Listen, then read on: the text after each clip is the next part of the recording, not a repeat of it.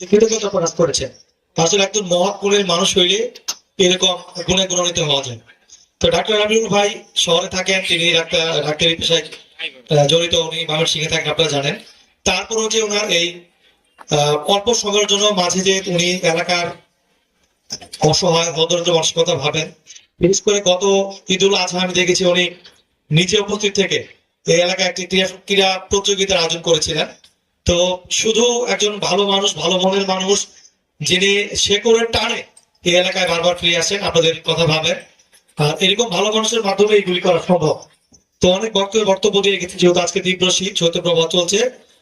আমি আব্দুল ভাইয়ের প্রতি কৃতজ্ঞতা প্রকাশ করছি। তার নিজস্ব অর্থায়নে আজকে এই এলাকার হতদরিদ্র অসহায় মানুষের জন্য তিনি শীত বস্ত্রের ব্যবস্থা করেছেন।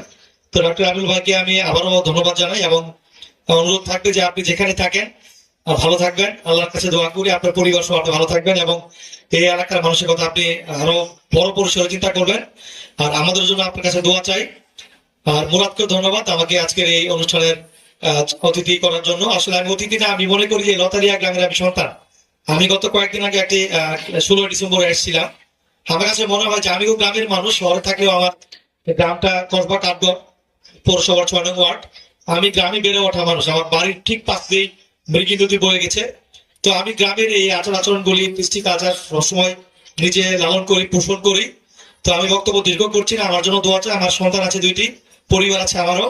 আপনাদের জন্য অসংখ্য দোয়া। আপনাদের সকলকে, আমিনুল ভাই সহ সকলকে নেখায় দান করুক এবং আমরা যেন একে অন্যের সাথে ভ্রাতৃত্বের বন্ধনে আবদ্ধ হতে পারি। এবং আমিনুল ভাইকে আবারও ধন্যবাদ জানিয়ে শেষ করছি। আমিনুল ভাই আরো বড় পদে যাক, বড় পদে অসীর হোক, সেই দোয়া আমিনুল ভাইয়ের প্রতি রইল আমাদের।